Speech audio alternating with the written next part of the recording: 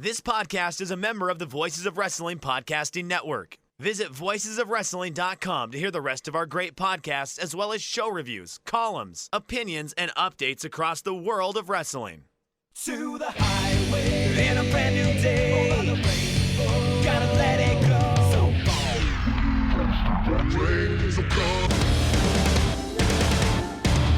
fast to freedom. Stars tonight together. Here everybody's singing.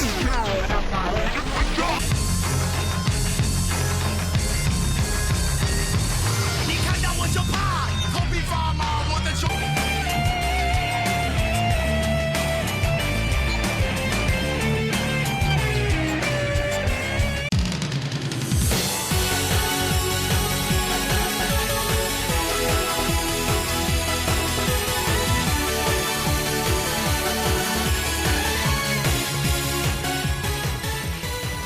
Welcome back to Open the Voice Gate for March 8th, 2020. We are members of the Voices of Wrestling Podcast Network. You could find all of the shows on the podcast platform of your choice or a dedicated Open the Voice Gate feed. It's your old pal, Iron Mike Spears, and I'm joined as always with Case Lowe. Case, how's it going? Oh, Mike, you know, it's going. I don't even remember the last time we recorded a show. I kind of alluded to this in an article I recently wrote for voicesofwrestling.com about AAW, Chicago's premier independent promotion, where I was saying that my wrestling appetite has kind of dwindled a little bit, but I'm also just busier than I've ever been due to my current academic and work schedule. So I don't know the last time we recorded. I know we've got a lot to discuss today, and I'm excited to discuss it. But I'm currently kind of running around like a headless chicken, going from one event to the next. And I've got about another 2 months of that, and then things will settle down once again, and we'll be back on a semi-regular basis at that point, at least, you know, regular basis for Open the Voice Gate. But I'm happy to be here, and I'm happy to have some time on this lovely Sunday afternoon to sit and talk with you about Dragon Gate and the Champion Gate in Osaka shows. Yeah, I just looked at my files to see when you brought that up. The last one I have is from the end of January, so it's been about 5 weeks. But it does feel like it's been Okay, It feels like it's been a little longer, though, to be honest. It does. I was thinking, I was like, God, have we done one in 2020? And I guess we have, and I'm glad, because I like at the very minimum doing at least one of these a month. But it didn't pan out in February. But luckily, we had the first big shows of the year in, you know, the last day of February and then the first day of March, and yeah, they were certainly something. Yeah, that's a good way to put it. It's been a peculiar last 3 weeks in Dragon Gate, and not to mention the entirety of the Japanese wrestling scene because of COVID-19 and the Corona outbreak. We've both been busy, so we weren't really able to talk about the February Korakuens with the KZ versus Doi title match. I think we did a preview for that, and that was the last thing we talked about. And other than remembering how much that match ruled, I don't remember a whole lot about it at this point. And so unless you had something that you had a memory of it that you wanted to talk about before we get into these Champion Gate shows so I mean, that's almost like a full month ago. I don't know how much you would remember from that match.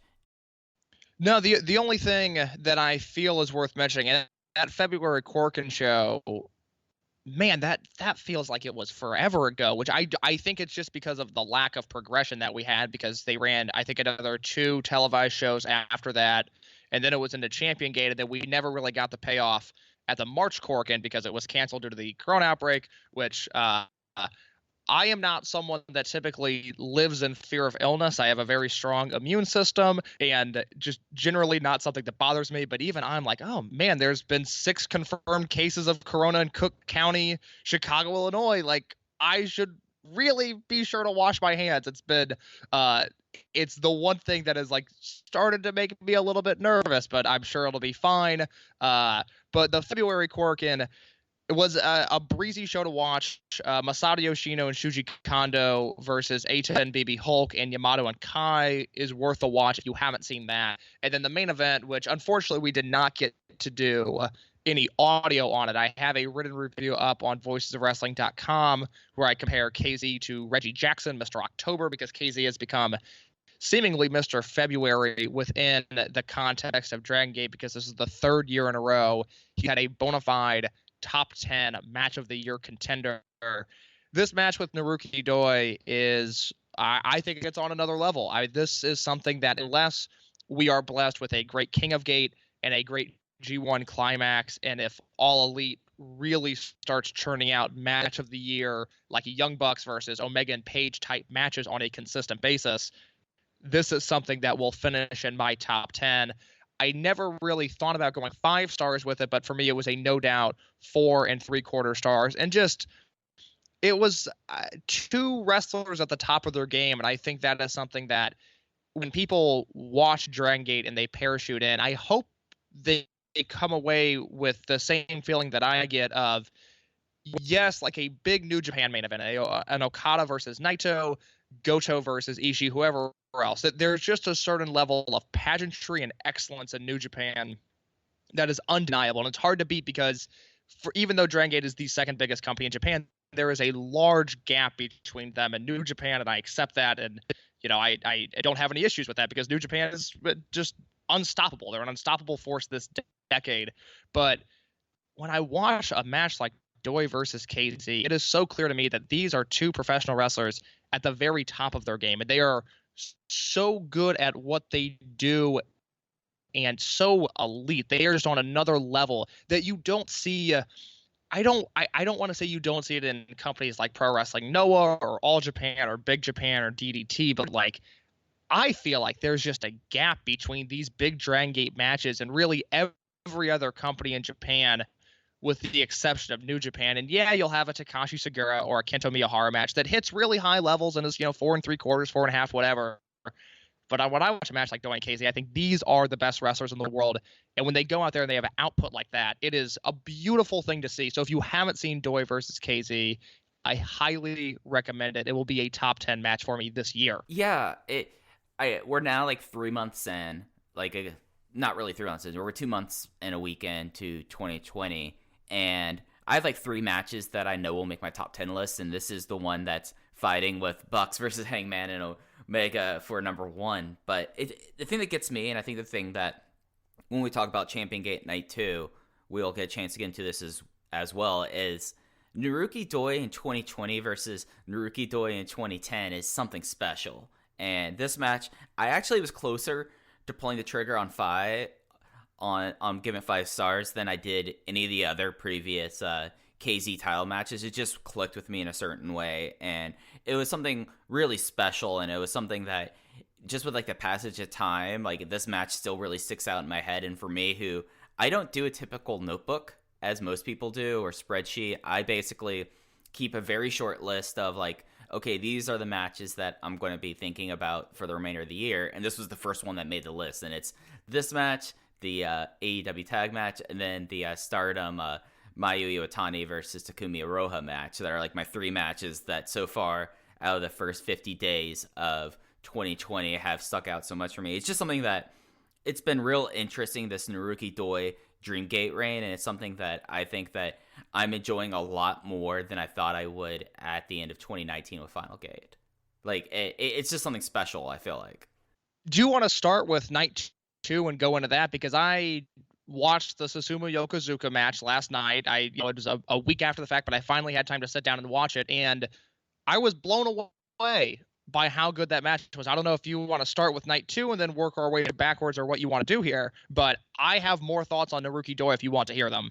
Yeah, let's just go straight into Night 2, just keeping up continuity here. So this was the second night. It had better attendance. Attendance for both these shows were massively down because of Corona and COVID-19. It's kind of like, hey, you ran these shows, good for you. I can't really dock their attendance for this. But the main event of this show and introducing the new version 4 of the Open the Dream Gate title belt was Naruki Doi making his second defense of the Open the Dream Gate Championship, beating Susumu Yokosuka in just under 23 minutes with the new quick hold. And how much I have my review up on Voices of Wrestling, so people can have probably seen my initial thoughts, but I'm interested in your thoughts in this match.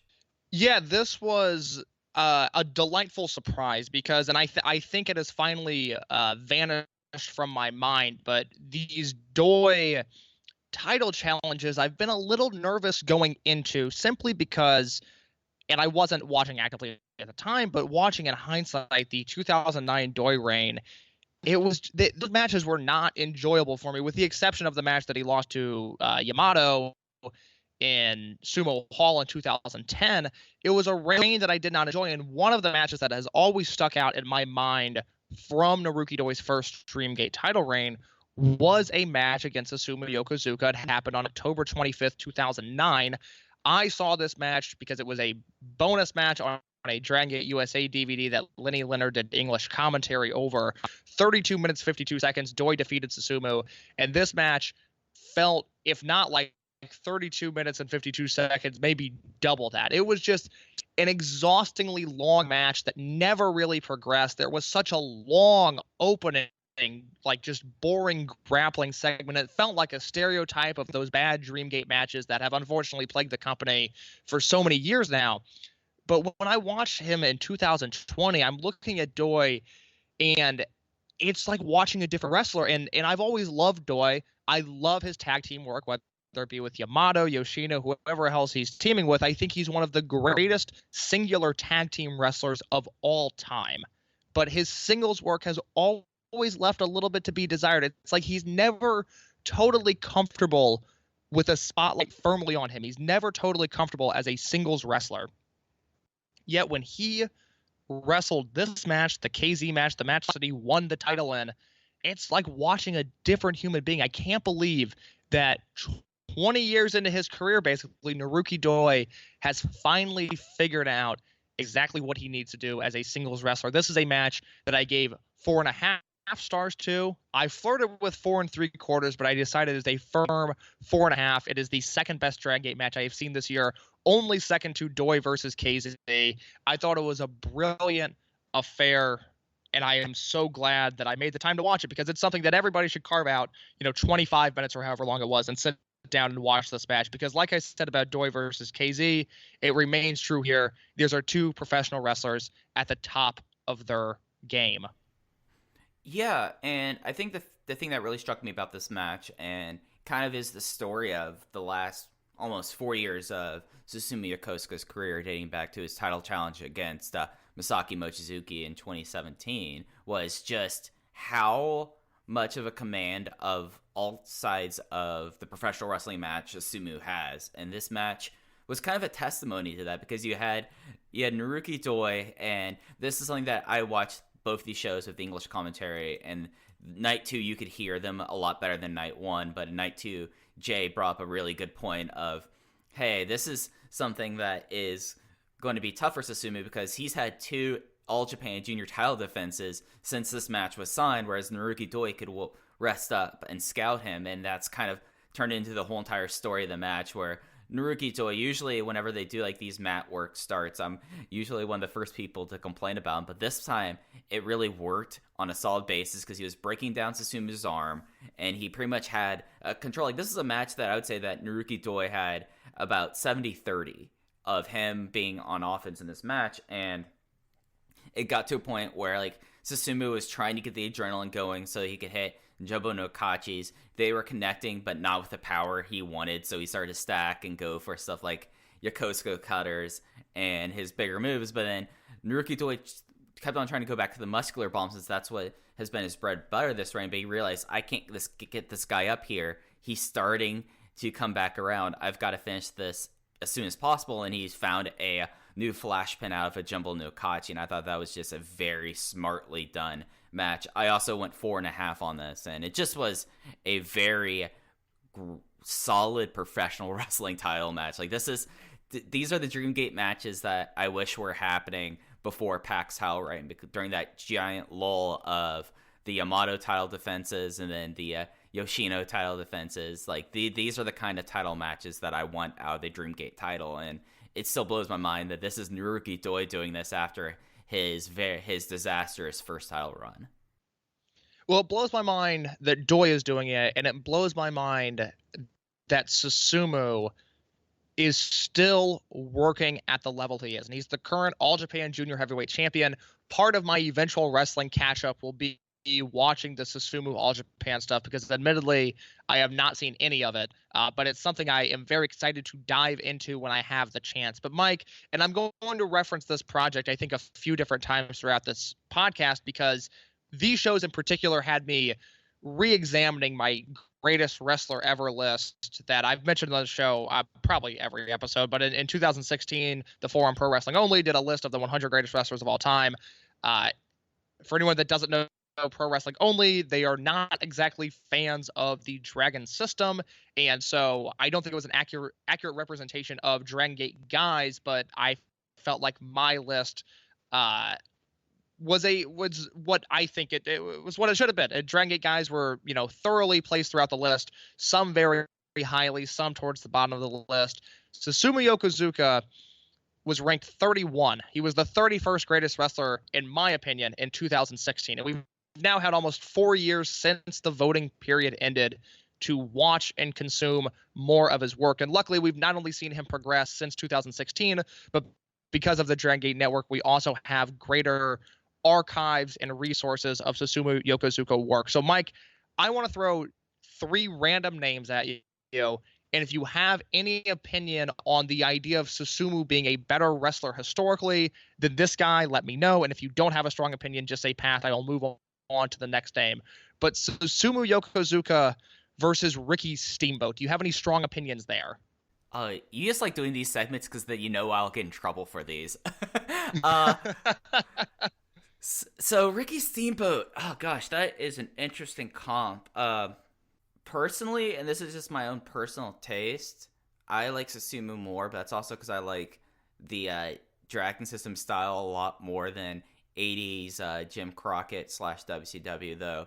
That is, if I was going to put like orders of magnitude or standard deviation, these two would be very, very close. I think Susumu's a better tag worker later on in his career than Ricky Steamboat was. Like, as soon as the Youngblood tag team seemed to wrap up, Ricky Steamboat didn't really do as much consistent tag work. But Susumu, you have like 20 years of him, starting off with Konda, then going on to people like Kness, and then Calcatora, and just various other teams. So I feel like that those, like, the tag work is what would edge Susumu Yokosuka over Ricky Steamboat in my mind. So in 2016, I had Ricky Steamboat at 28, and I had Yokosuka at 31. I agree with your point, especially in terms of taste. Like, these are 2 very hard wrestlers to rank against one another. I am typically not a giant fan of 80s Crockett or especially 80s WWF, but Steamboat is one of the few guys from that era that I watch and consume Steamboat matches, and I love them. I think he is an excellent worker. But if I had to do it again today, I'm probably putting Susumu ahead of him. Now, what about a guy who's a little bit more contemporary, El Generico? Does El Generico have a better historical case versus Susumu Yokozuka? God.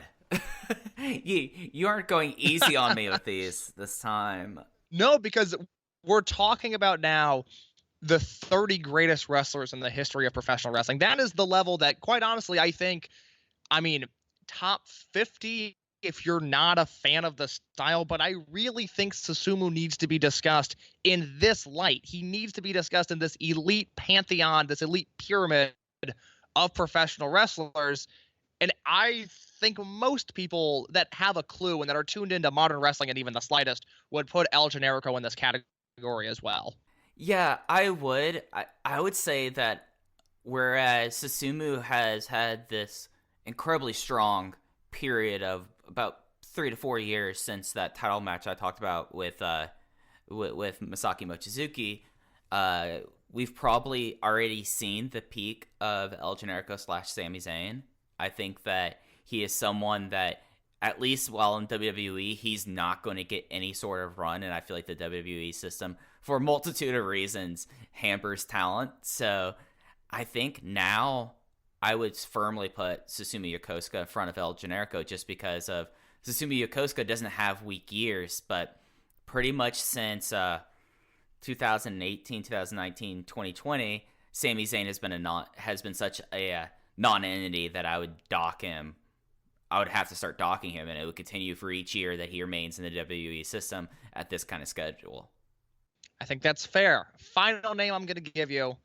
It's one that I think there is an old guard that if they heard this argument, their head would blow off. They wouldn't be able to comprehend it because it might sound ridiculous on paper, but I only think it sounds ridiculous because we are so ingrained in this line of thinking that wrestlers from this company and this era are all-time elite wrestlers, and that the idea of, what is still kind of considered to be a young upstart promotion in Dragon Gate / Toryumon, they can't even compare historically. But what about someone like Jumbo Tsuruta? Where does he rank against Susumu Yokozuka?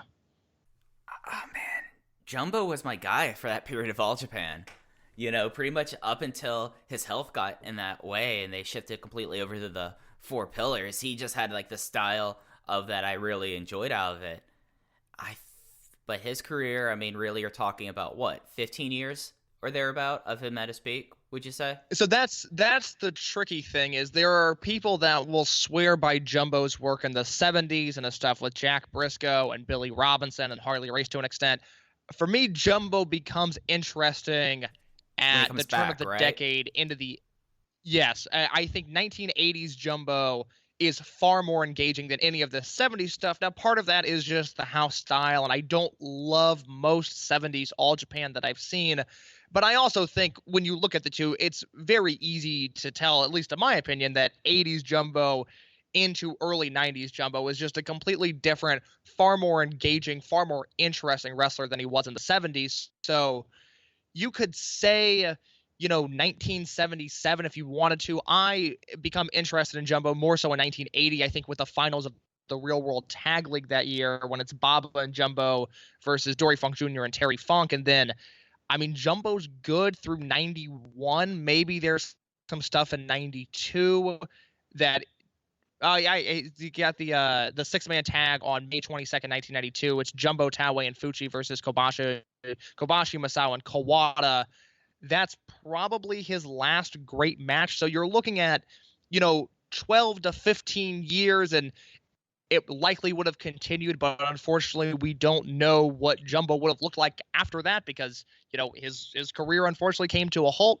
Susumu, we're now looking at 20 years of matches that are peaking around the same heights as Jumbo. We're looking at 4.5, 4 3/4, even 5-star matches. They both have multiples of them in my mind.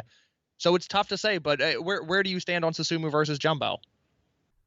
I think, and this is probably where we're going to diverge a little bit, I think I take those 14 years of Jumbo over Susumu. Just because when you had like that period of All Japan when it was kicking on all gears, and even like, I love that 6-man tag, the one with Fuji versus the Misawa Gun team. I thought that was like, at the time, was like heralding a new era and a lot of different things. But the thing about Susumu, and when we talk about 22 years of Susumu's career or thereabouts, is there are times where Susumu is not a focus and he still works well, but instead of getting like the constant 4.5, 4 3/4, 4.25 star matches that we've seen out of him the last 4 years, like, he pretty much, when he joined the Jimmies, he wasn't doing a whole lot. He was doing a tag team work with Kagetora, which was one of my favorite tag teams of this generation. But then he kind of disappeared a little bit until the surprise win. And then before that, he was a member of like the Junction 3 and Blood Warriors feud, but he was not exactly a frontline guy in that feud, if that makes sense. So like, that's where... Yeah, he wasn't a frontline guy, but he did a ton of great work that year in DGUSA, and then in particular Dragon Gate UK, which if that footage ever surfaces online, that would be just such a blessing, because the Shingo versus Susumu trilogy is, they're like lost tapes at this point. It's some of the most excellent professional wrestling I've seen, and yet no one has seen it. And it's stuff I've talked about on this show since its inception is, oh my God, this Dragon Gate UK stuff, you guys need to see it. But it's hard to find. I don't even have access to it anymore. But I think I'm with you. I think the next historical barrier that Susumu can topple is Jumbo Tsuruta. And I don't know when, I don't know how, I don't know if that will happen, but I look at the career of Susumu Yokosuka. I think he's better than Ricky Steamboat. I think he's better than El Generico. And it's easy to forget because we're living in the doldrums of the Sami Zayn days that El Generico is one of the greatest wrestlers of all time. And if you throw on any independent show that he's on from 2007 onwards, you will see that. It's not a mystery. I don't think that's that hot of a take, but I think Susumu's better. But Jumbo Tsuruta, I think, is his next block in terms of legacy and greatness, because now we're talking about Susumu, if we're talking about comparing him to Jumbo, a top 25 guy of all time. And I really, really think that's fair. And I think if you are outraged by that, you're either not watching or you are stuck in the mud. And you don't have to agree with that, but I don't think it's a ridiculous argument to make. No, it's not. And I think it's one of those things that, for me, I feel like the toughest decision wasn't Jumbo, it was El Generico, just because, like, up until 2016, he was still in his peak, but then you had his complete fragility and then the total drop-off of being on the WWE main roster that killed him there. And I think the thing about Jumbo also, when you're talking about it, is, like, that's a time period that I feel like everyone was watching All Japan or has watched that time period, whereas some of the stuff like DG UK, DG USA, which people frankly have forgotten about, or like some of the doldrum times in DG, people don't necessarily like look at that, go back and look at the footage there. But I mean, when you look at like a 22-year career, Susumu Yokosuka, at least in ring, definitely is someone that I would rank among the truly elite tier in pro wrestling. I completely agree, and I think his title match versus Naruki Doi was an elite tier match. Absolutely. Do you have any other thoughts about this? I didn't get a chance to really ask you. What do you think about the new Dreamgate belt? It's fine. I don't get too wrapped up in new logos or new belts because I will become used to them eventually. I loved the now old Dreamgate design, the one that, at least in my mind, I still picture when I think of the Dreamgate. I loved that belt. I loved the keys on it. I thought the whole thing was brilliant, and it was just a stunning professional wrestling belt, which is not something I typically care about. Those aesthetics, I think a good belt is fine. A bad belt does more harm than a good belt does good, if that makes sense. But it's fine. I'll get used to it, and I'll get used to the new logo and the fact that we now have to write our reviews with Dragon Gate as one word instead of two, which sucks, but I will make peace with it.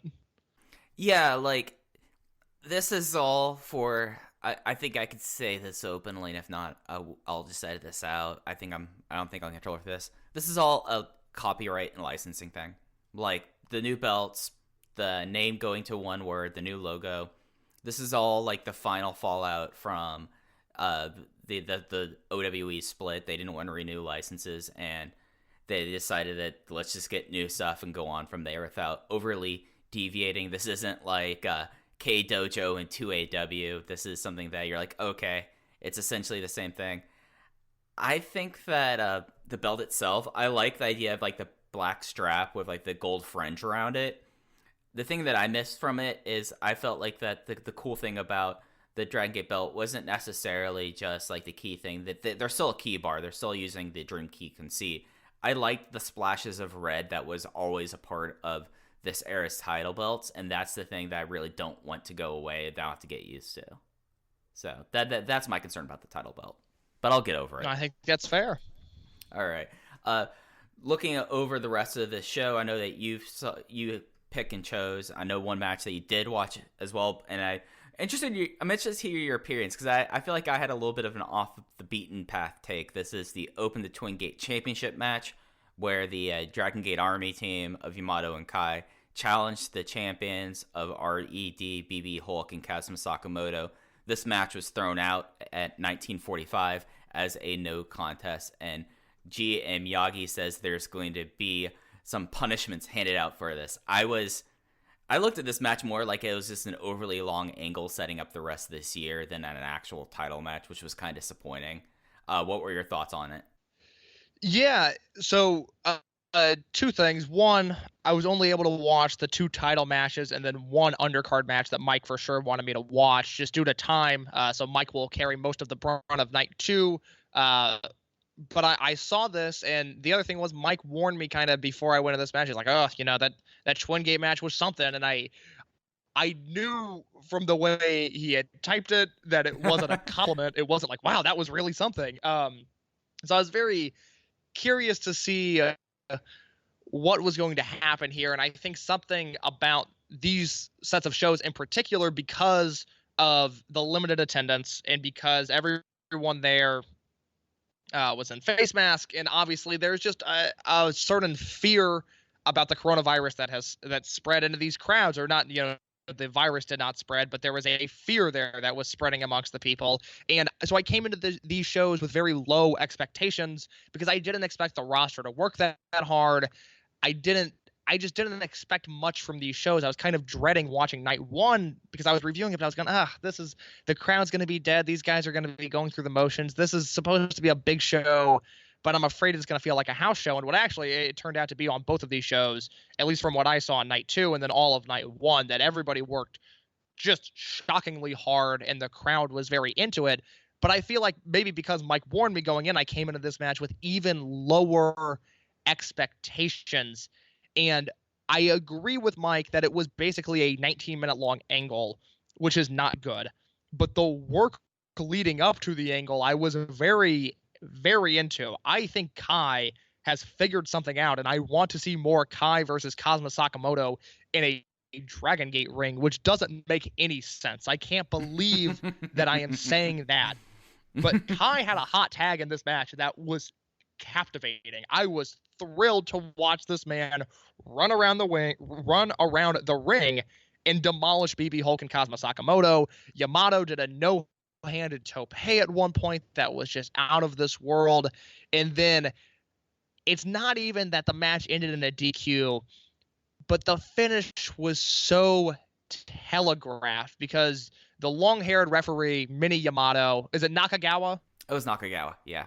Yeah, Nakagawa is standing in the corner, and I believe it's Yamato and BB Hulk that are trading moves, and it keeps on looking like Hulk's going to run into the referee, but he puts on the brakes, and then Yamato's going to run into the referee, and he puts on the brakes, and all the referee had to do was take 2 steps to the left, and he would have been fine. But instead, he planted himself in this corner, and it looked very awkward and unnatural, and then he ended up eating a giant forearm from Yamato. And then from there, both units ran in, both RED and then the Dragon Gate Trueborns. Big brawl, double DQ, angle, yada, yada, yada. I really liked this match up to the finish. And then the finish, I mean, I don't even know how to rate it because it was just like, this again. Like, can't we get something new? I know it's still RED and it's still this red, yellow, black attack that has been going on for 5 years now. But can't we get something new if we're going to do generational warfare? Can't the angles progress somehow? This was such a letdown just because I liked the work leading up to that point so much. So I was very disappointed by this because had this had a finish and a hot finish at that with Kai hitting some big moves and, maybe Frankenstein or the almighty D2 kick out, whoever wins, I don't care. I don't have an investment in that at this current point in the angle. God, I would have loved to finish because this felt like it was on its way to being a notebook match, but instead I don't even know what to do with it because the finish was just that disappointing. I just threw 3 stars on there and moved on with my day. It was that frustrating. But I think the thing that really kind of frustrated me most about this match was this was one of the big angles leading into this show was RED was trying to, 1, they were trying to retire Masato Yoshino, and 2, BB Hulk was a marked man because his 2 former tag team partners wanted to murder him. And we didn't get any sort of resolution, luckily for the first one and unluckily for the tag team situation. And then as soon as Yaki grabbed the mic after the match and said there'd be consequences, like, oh, are we going to kick up another gear in this generational war because we've now been doing this for a quarter of the year and we need to have some sort of stakes added to it? Or is this just like, okay, these are going to be probably 3 of the 6 people in the cage match in May. And that's when I was like, oh, this is an angle. Yeah, I thought that point was brilliant in your review because I wasn't thinking about that. I didn't pick up on the idea that like, oh, this is leading to Dead or Alive. But I think you're right. It absolutely is. And I think we're going to see some stakes there, which is fine. I mean, it's a Dead or Alive match. I always like a little bit more randomness in that cage match. I like when there are guys that maybe don't totally feel like they belong in there. And I guess they can still work that in with either delegates or some crazy rules. But it's like, oh, I feel like we've seen a lot of Yamato versus Hulk in cage matches before. So I'm less excited about that trajectory, although I understand it. But yeah, I think you're right on the money. I think this is leading to Dead or Alive somehow because it's already that time of the year. Yeah, like that's my worst case scenario. My best case is I hope that one of the great things about the previous like all-out war between Blood Warriors and Junction 3 where you had these 10 and 12-man tag matches where like the stakes were, okay, the person who takes the fall is kicked out of their unit, or something like really heavy stakes, which was so much more different than just like the Dead or Alive Apuestas match. And that's what I'm kind of hoping we might get something out of here, just because like we're at a point now where there's not exactly like it's not exactly stale. It's just like the way that these feuds work is usually you have some turns, you have something going along the same lines of, oh, Tozawa comes back, Hulk turns. Oh, so Dragon Kid gets kicked out of Blood Warriors. Like there's things like this I think need to provide a little bit more spice to this feud, and that's what I'm hoping comes out of the Twin Gate match. But other than that, it was fine. Like just kind of underwhelming, and I think that's my big takeaway from that match. I would have to agree. And then from there, we go into a bunch of matches that I have not seen, if you want to take over on those. Yeah, I'm just going to run through these quick. I do have my full thoughts on Champion Gate Night 2 on Voices of Wrestling. So if you want a little bit more of a thorough dive into that, I suggest you go look at there. Match 4, the pre-intermission match, was Toryumon Army versus RED. The Toryumon team was Yoshino, Dragon Kid, and Kagetora. RED team was Eita, Big R, Shimizu, and Diamante. Shimizu got his first pinfall of the year with like a flash pin that Eita immediately got on the mic and started yelling at him about. Match 3 was a tag match. It was the Sworn Brothers team of Benkei and Keisuke Okuda versus Takashi Yoshida and Kaito Ishida. And I like this match a whole lot. This was a cool one. It definitely felt like that they were going to have something there with the Sworn Brothers team if they want to make that be like a future Twin Gate Challenge team.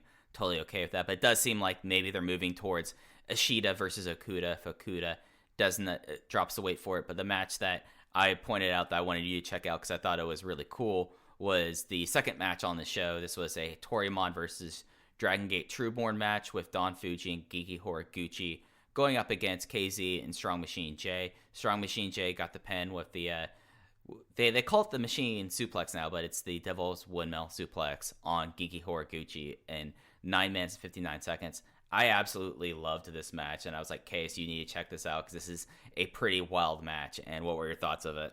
Yeah, my thoughts on this match echo the Strong Machine J match from night 1 that we'll discuss in just a little bit. But I don't know what happened. I don't know how it happened. It doesn't really make any sense. But Strong Machine J went from being nearly too robotic last year. And I think part of that was just the gimmick he was working. But it's like sometimes a guy like Christopher Daniels will get criticized because he's too smooth in the ring. And it almost looks so good that it doesn't look like it hurts. And it's a little robotic. But he does it in like a mechanically sound kind of perfectionist way.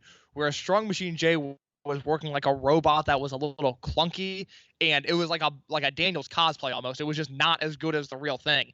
Strong Machine J is now working like he's short-circuited, to keep the robot analogy going. It's like something has gone wrong in his hard drive, and he is now working completely out of control, and it is such a delightful change from what we had gotten last year, because we were both struggling with what to do with the Strong Machine Army because we didn't know what the end in sight was. It obviously led to generational warfare, which worked out for the best because it just we didn't need an explanation for where Strong Machine F and Strong Machine G went. They were just able to be phased out, and nobody has asked questions about it, and it's fine. We don't need to worry about that. But Strong Machine J has to deliver, and he had just an awful match with Ben K. I think that was at the January Corkin. And ever since then, it's like, I don't know what happened. I don't know if they took him in the back and said, here's the deal, man. You're the prized pupil now. You're the rookie that everyone is paying attention to. You need to step up to the plate and start. If you're not going to hit home runs, you need to at least get on base, because he was striking out at a pretty consistent basis towards the end of last year into this year. This was a new Strong Machine J. This was delightful. I loved this match, and him and Don Fuji just really going after each other, really beating up on each other. It was nice to see Strong Machine J work out of control and frantic and struggle. This was a different Strong Machine J than we had seen for the past year, and it was great to see. Yeah, like maybe it was something that as soon as he got the Tokyo Sports Award, that was obviously there. He got the award because they had to give something to Dragon Gate, and he made the most sense. He kind of took that as inspiration to finally make the step up, and he's really succeeded in this. And like saying he short-circuited is the right way to say it, because he, over like the set of shows, he looked like an absolute psychopath, and I loved it. Like he's just, it seems like his shoulders finally healed up. Him and Don Fuji really got after it. Like you talked about Jumbo Tsuruta earlier. This is a match, and these were two guys that would have made sense on those All Japan shows in the 80s. They were just hauling off against each other, and you know, it was just like a really fun match and a really fun team, especially given now that Strong Machine J has his Triangle Gate title belt back. We don't know how much that's going to go on. We know Don Fuji is a part of the next challenge team, but this definitely has become like one of the things I'm most interested in and most excited about going forward as we get moving to spring. Like it just was, I'm very pleased as he's about to close out his rookie year. I think it was April 10th, 2019 was his debut. So by about this time next month, he will be officially in year 2, and he's just been very impressive. And then you had KZ and Kiki Horiguchi together, which, you know, is always like, if you want to have two like seconds in a tag match, you can't go wrong with them. And this is a match that really, like, out with the exception of like the title matches, this is the match worth going out of your way for on this Night 2 show. If I really wanted to melt people's brains, I could make a Masafuchi versus Don Fuji argument, but I'm not even sure where I stand on that. But I will be going into the laboratory of Purisu archives after this show and finding out which of those guys I like more. You call it your laboratory. I think it's like you get a whiteboard out and you try to devise whichever thing you know I'll agree to that will get me in the most trouble with people on Twitter. I think that's Mike, your big you are the whiteboard guy, because in this next match, which is a match I did not see, but it involves a guy that is placed firmly atop your whiteboard in Gamma. If you want to talk about these first two matches on Champion Gate Night 2 real quick. Yeah, so a bit that's gone completely out of control, and I think now Gamma actually knows about this, which kind of scares me a little bit, Case. I do have Gamma firmly written on my whiteboard as my 2020 Wrestler of the Year, and this was an 8-man tag. It had a mixed sides on both sides. You had actually only on one side, but you had Torimon versus Unaffiliated.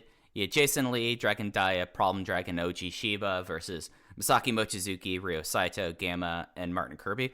This was a really fun opener. Like, this was pretty low stakes. Gamma got pretty cranky after it and had a kind of a fun closing stretch where Gamma was trying to like do whatever weapon attacks he could to distract Dia, and that didn't happen. He still hit the Reptilian Rana. I went 3 1/4. Thought that was a really fun match. And then the pre-show was the rookies team of Kento Kabune and Takedo Kame versus the Hong Kong team of Ho Ho Lun and Michael Su. And Kento Kabune got his first ever non-rookie pin on Michael Su. It was a decent enough opener. But that pretty much does it for things on Night 2. It was, I would say, I think the crowd actually was louder during Night 1 than Night 2, considering how little people were on that show. So that takes care of that. But Case, we'll take a break here because I have a question for you, Case. What's that, Mike? Yeah, go ahead.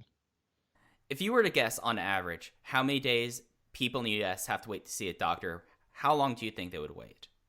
Oh, God, I would hope it wouldn't be more than a few days, but something tells me with the state of our country that's incorrect. Americans have to wait 29 days to see a doctor in major U.S. cities. So you're in Chicago. If you want to go see a doctor, you're planning for April. For me, it's probably even longer. I live in suburban South Carolina. I mean, I might have to wait till May. But, Case, if you're dealing with a condition like erectile dysfunction, you want treatment ASAP. And that's why our friends at Roman have spent years building a digital platform that connects you with a doctor licensed in your state, all from the comfort of your home. Roman makes it convenient for you to get the treatment you need on your schedule. You just have to grab your phone or computer and complete a free online visit, and you'll hear back from a U.S. licensed physician within 24 hours. And if the doctor decides that treatment is right for you, Roman's Pharmacy can ship your medicine to you for free 2-day shipping. You can also get free unlimited follow-ups to your doctor anytime you have questions or want to adjust your treatment plan. With Roman, there are no commitments, and you can cancel at any time. So if you're struggling with ED, go to getroman.com/VOW for a free online visit and free 2-day shipping. That's getroman.com/VOW for free online visit and 2-day shipping. Okay, so Case, that we talked a little bit about the second night of Champion Gate, but let's get into night one. I know that you did the coverage for this on Voices of Wrestling.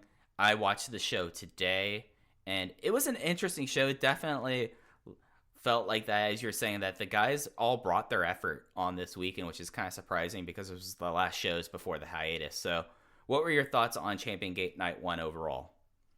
Really enjoyed this show. Like I said, was a little tentative going in just because I didn't think everybody would be working as hard as they did. I didn't know how the crowd was going to be. And at least at the start of night one, I don't remember if it was announced by the start of night two, but at the start of night one, everything was business as usual for Dragon Gate. Korakuen was still going to happen on the 5th. All of the house shows were going to take place. So Dragon Gate was in a weird spot where New Japan had canceled all of their shows. Noah had pushed things back. Stardom wasn't running, but Dragon Gate was still there and it seemed like committed to running all of their shows, which I don't entirely know how to describe this, but it felt strangely on brand for Dragon Gate that the rest of the country is doing one thing and DG's just like, no, we're good. I think we got this. And then I think what happened is they saw the depleted attendance for both nights, which I think it's, it's not like they were getting any walk-ups for these two shows. And I would love to know how many tickets were sold versus how many people were actually in the building. But I think they saw the attendance numbers for these two shows and said, okay, there's no need to do a Korakuen in front of 600 people. Let's cancel these shows for the betterment of our roster and for the treatment of our fans. But it was also just very poor optics. But as a whole, night one Champion Gate, I really had fun watching this show. Yeah, I had no idea how to anticipate attendance for these two shows before they happen. I had plenty of people ask me, say like, hey, Mike, what do you think? You think more people are going to come out to Osaka for these shows since no one else is running? Or do you think it'll end up that people will stay home? Obviously, it ended up that people stayed home. I think the thing that kind of encouraged them, or was kind of the final nail in the coffin of this hiatus, was Yosuke Santa Maria, before night two, tested positive for a fever. Does not seem like they have COVID-19 or coronavirus. They said that the fever broke, but they still pulled Maria because of they didn't want any chances there. And I think that was kind of the final nail in the coffin. They only really missed that Korakuen. But this show, like, they put forth a whole lot of effort, like top to down. Like, when the only match that I have below 3 stars is the pre-show match, that is a very strong Dragon Gate show. Now, was a lot of the stuff incredibly memorable? Not really necessarily outside the main events, but everything was expertly worked, and they definitely were not mailing it in Osaka last weekend. No, it was delightful to see, and we started off with the pre-show match. This was Martin Kirby and Takedo Kamai defeating Ho Ho Loon and Michael Sue? Sue, yeah. Yes. Fun little exhibition match. I really enjoy watching Martin Kirby. I would like to see some elevation from him at some point because I think he's good enough to hang with the big timers. I think he is someone that should be working in finding a unit and working kind of towards intermission more so than these opening matches. Takedo Kamai, every time I watch him, I really enjoy him, but I am just stunned at how small he is. And Ho Ho Loon is certainly someone that's taken a beating from this website in the past. He's certainly improved. I will say that. And it's arguably the greatest test case for, can you become a good worker by working one Dragon Gate tour? Peter Casso certainly tested our patience with that, but Ho Ho Loon came in as someone that I thought was actively bad. And watching him here, I was like, Ho Ho Loon's not doing too bad. He kind of has the basics down in a far greater way than he ever did before he started working with the company. And for what I've seen of Michael Sue, I like him. So this was a short, basic match, but enjoyable.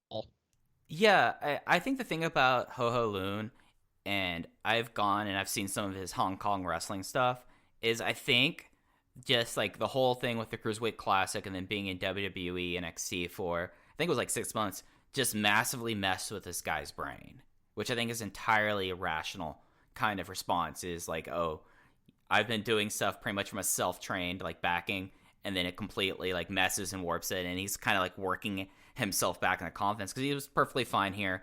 I loved Takedo Kamai. If this was like truly back in the Toryumon days, they would make him be Dragon Kid Sito just because of his size. Yes, that is very fair. Yeah. His size is going to be the big detriment. He's easily the smallest person on the roster, and I have to say his drop kicks for someone who's still under 30 matches are probably the best drop kicks I've seen out of anyone under 30 matches. And Kirby, I'm with you. I could see him ending up being the Gaijin and Toryumon Gun going forward. It does seem like that he needs to he deserves to be higher up on the cards. He does have a match coming up on Prime Zone this month against KZ that I'm looking forward to. So there's that. But yeah, no, this was a perfectly decent pre-show match. There we go. And then after that, we moved to what was the official opener. It was Don Fuji, Masato Yoshino, and Yasushi Honda defeating Punch Tamanaga, Jason Lee, and Kota Minoura in a match where Punch Tamanaga in particular took a giant beating. But Mike, what did you think about this six-man? Yeah, no, this was basically Don Fuji getting really angry and beating up on Punch Tamanaga for 10 minutes. Wasn't that kind of like the entire thing of this match? It was a decent enough of an opener. Made sure you had Masato Yoshino and there with Minoura and Jason Lee. And then, Don Fuji has been a lot of fun this year. He's no 2020 Wrestler of the Year Gamma, but he's definitely kind of found the spark. And Yasushi Kanda is an interesting wrestler to talk about just because of how dreadful he was until he had his face turned, and he was fine. I give this 3 stars. I thought this was a perfectly competent opener. Yeah, I really enjoyed this. Like you said, it was Fuji getting really angry, and that's always a great combination of Fuji's angry and there's someone there that is either willing to take a beating or has no choice but to take a beating, and I'm not sure which one Tamanaga falls into, but either way, he took the beating. The other thing that stuck out to me in this match was the fact that Masato Yoshino is retiring at some point this year, at least as far as we know. I don't think anything has changed in that regard, and it's just strange. I don't entirely know what to make of it. We've been very slow to roll out any Yoshino retirement coverage on the site just because we don't know when that last match is going to be. It certainly looks like it's going to be against Eita, or he's going to have a big Eita match at some point where he's likely going to lose. We think he's retiring at least after his homecoming show, which I believe is in September, but it just stuck out to me here thinking, okay, he's working the opening match on night 1, and he's in an important match, but a non-title match on night 2, and this is the last Champion Gate shows he'll work. I'm not saying he should be in title matches, but it feels much more like the Liger retirement path than say any other grandiose retirement tour that we've seen. This is it's a little low key so far, don't you think? Yeah, and I think the Liger comp is the right thing to put on this. It does seem like after he lost the title to Pac in 2018 that they started a slow cycle down. Maybe they knew that that was his last big run, and now it was time for him to kind of move on down. But yeah, there's very little pomp and circumstances and pageantry for this eventual retirement. That if I was going to put a date on it, I would not be surprised if it's the Korakuen after Gate of Destiny, since Gate of Destiny is also in Osaka, if his neck holds up. But it's just kind of, it's weird, but it's also something that, like, I'm glad that he's getting a chance to wrestle everyone and not having to have, like, a sudden retirement out of nowhere. There seem to be way too many of those these days. But it does kind of feel like that this is kind of like he's a little aimless, and I think this is kind of what it's going to be like until the big retirement road starts up, which is kind of disappointing, but also understandable, you know. Hashtag have a catch with Yoshino 2020. That is what we are going for here.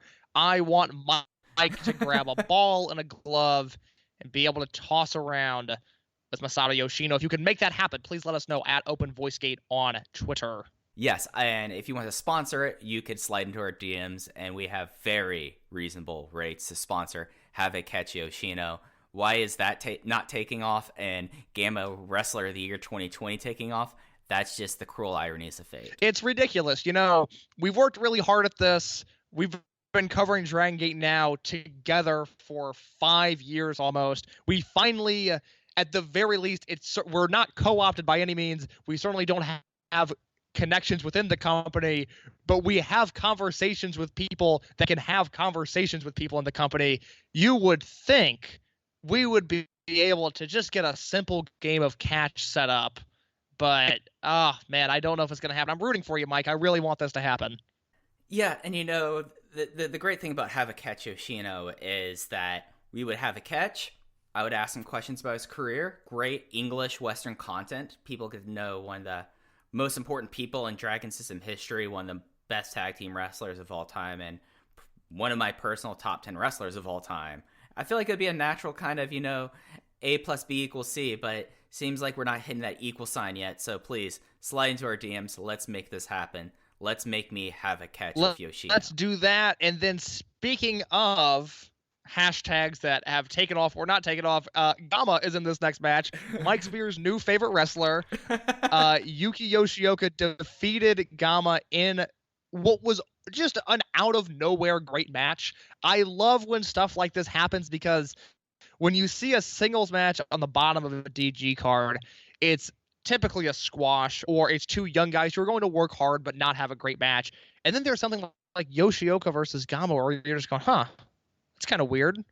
I wonder what that's going to be like. And it turns out it's going to be great. I gave this 3 3/4, just a hair shy of 4 stars. Mike, what did you think about this? Oh, whatever has happened over the Christmas holiday or the New Year celebration of 2020 that had Gamma, who I believe is either 48 or 49, decide to have probably his best in-ring year since 2006, or even going back to Osaka Pro. Whatever has happened, I'd like to thank that, just because this was a gritty match. Like, this is something that I know we've talked about a lot, Case, that Dragon Gate has a reputation for just being a sprint-heavy promotion, and people don't get beyond that, like, paradigm in their mind. But it feels like over the last few years, this has become as stiff and as tightly worked as anyone's favorite strong style Kings Road styles match. And that's kind of what we got here with Yoshioka kind of sending himself off with a big win against Gamma. It just was a good time. Gamma was firmly in control for a lot of this match, just like punching and kicking and just beating the crap out of him. And then whenever Yoshioka like got on offense, the crowd went insane. Yuki Yoshioka, for like the last few years, has always been someone that when I watch these Kobe Sambo Hall shows or KBS Kyoto shows, he gets such a large crowd reaction. The crowd loves him. He's a handsome young man. And whenever he was able to land a big move, it was such a big like momentum shifter. And then he was able to get a flash pin with his reversal Samson, which is one of the more complicated pinning combinations they have in Dragon Gate. But he was able to get this big win here on Gamma, and especially some news that we'll get into later on this show was like a big tiding of what the future may be for Yuki Yoshioka. Yeah, Yoshioka is going to be a star. I really feel confident in that. And you're right on the money about this idea that Dragon Gate has, in a weird way, the house style has almost started to shift. Now, there's a pace and a franticness to Dragon Gate that is still there and will still always be there.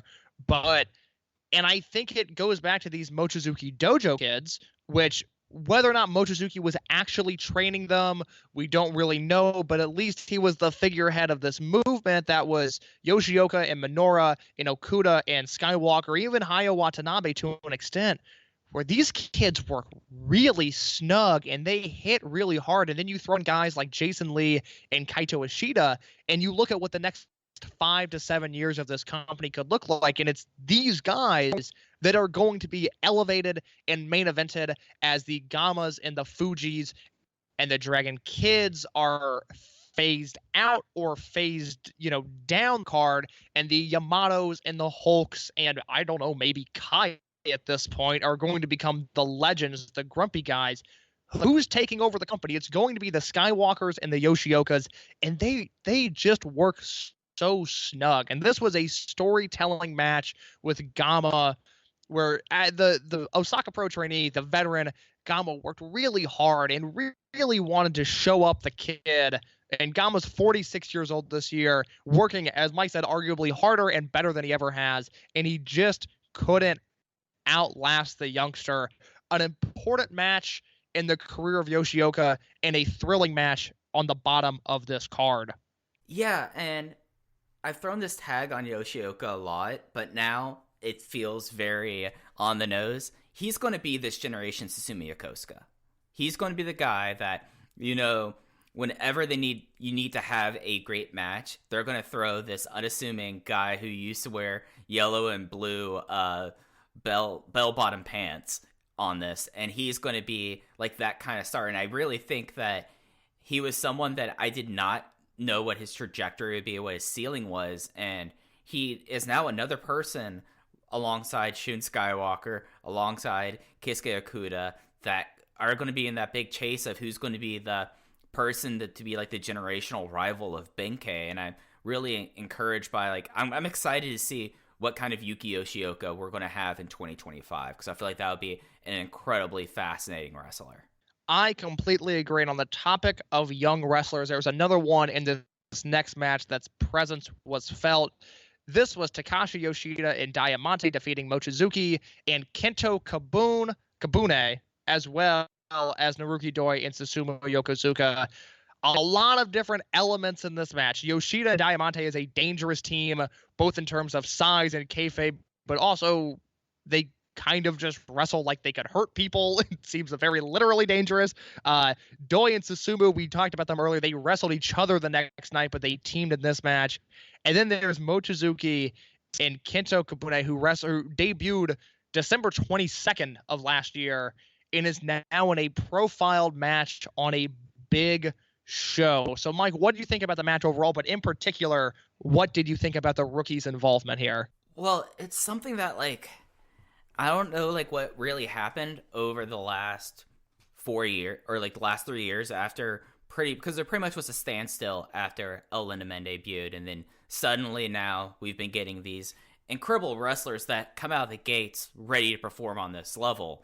I mean, he, as you said, he's less than 3 months in his career. He's had 20 to 30 matches, and he was thrust into a big pre-intermission match with the Dreamgate champion, the All Japan Junior champion, and two guys who you got to know where you're going, make sure that you're in a good place, because it can get kind of messy if that's not the case. And Kabune looked incredibly, he didn't look out of place. He did not look like someone that was this inexperienced. He has probably the most dangerous chops, probably worse than Ada and T-Hawks from back in that time. And I know that you are the first person to he's a future Dreamgate champion.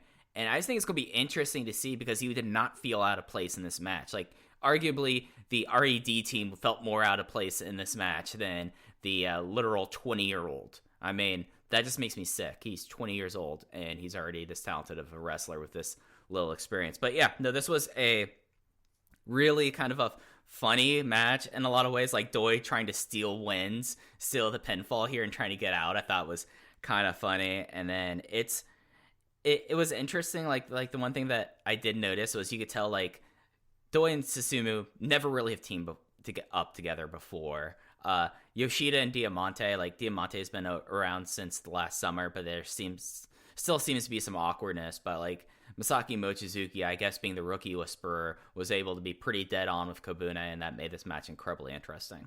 Yeah, oh god, could you imagine what a straight 2 versus 2 between Mochizuki and Kobune and Doi and Susumu would look like? I mean, that's like a 4-star floor match. And then the RED team, they held their own here, but they felt more out of place, you're right, than the rookie did. But yeah, I don't think it's an accident that he was the one placed in this match. And as we go along in the careers of Taketo Kamai and Kobune, look, one worked the opener, one worked this match, and they're at the same exact point in their career. That trajectory is only going to continue from here on out. But this was a fun match. I can't take my eyes off of the rookie. As of now, I think he is the clear front runner for Wrestling Observer Newsletter Rookie of the Year, just because mainly we haven't seen a lot of guys, but he is also a true rookie and is very, very good. So I enjoyed this. I enjoyed the next match as well. This was Yamato Kai, Keisuke Okuda, and KZ defeating Baby Hulk, Big R, Shimizu, Eita, and Kazuma Sakamoto. This 8-man tag team match. Mike, what did you think of it? Oh, this match fucking ruled, man. Right? Right? Like, I was not expecting it to, but it did.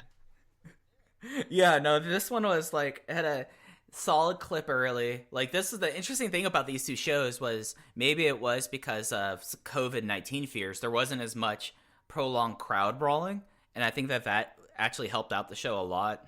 And there was like this really cool segment in this match where Keisuke Okuda decided to use Big R Shimizu as a human jungle gym, just like Shimizu was about to do the fallaway slam, and instead Okuda like slid around. He got a rear naked choke, and then like a version of the Cobra twist on him.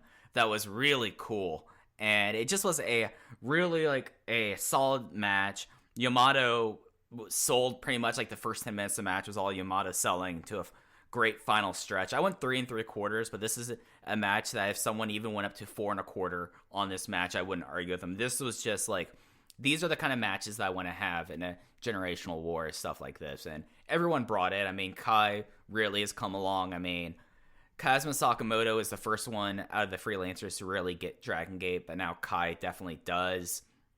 And I mean, you have the whole thing with like Eita and Shimizu that I feel like is just such an obvious red herring that we haven't really paid much attention to it, because I get a feeling that you think that's a red herring as well.